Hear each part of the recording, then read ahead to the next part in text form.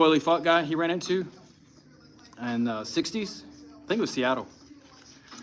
It's in Jesse's book. But the guy, he did Choi Lee fought where his arms were like spinning around and he couldn't stick to him. He was just as fast as Bruce in all directions. So he wasn't able to stick to him and hit him. And I think he got punched. And Bruce said, I'm not going to try to stick to people anymore. I'm just going to try to hit them.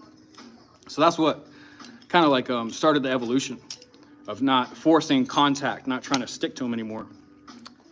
And he was fast enough to make it work. So in saying that, if you want JKD to work at a high level, you have to be fast and powerful. And you have to have good timing.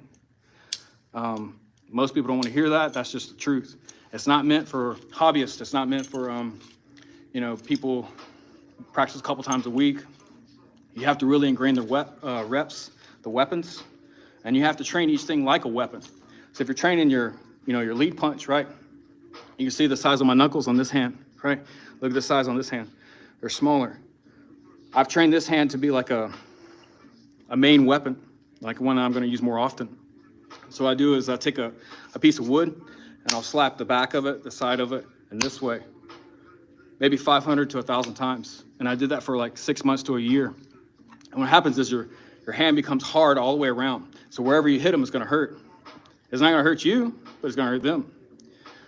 You can hit them with your knuckles. You can hit them with the fingers. You can hit them with the palm, the knife hand, any of that, right? So it should work not just this way. Most people think a straight punch is just this way or this way. A straight punch could be this way. It could be this way. You could land, hell, you could land a straight punch that way, right? Or even that way. The point is like, most people think in terms of technique. And when I say what Tommy always says that Jesse told him, Bruce went beyond technique, it means like you hit him with the closest thing that you have and you want to finish it as fast as possible. And the only way to make that work is when you have really good body mechanics and a very well-conditioned body.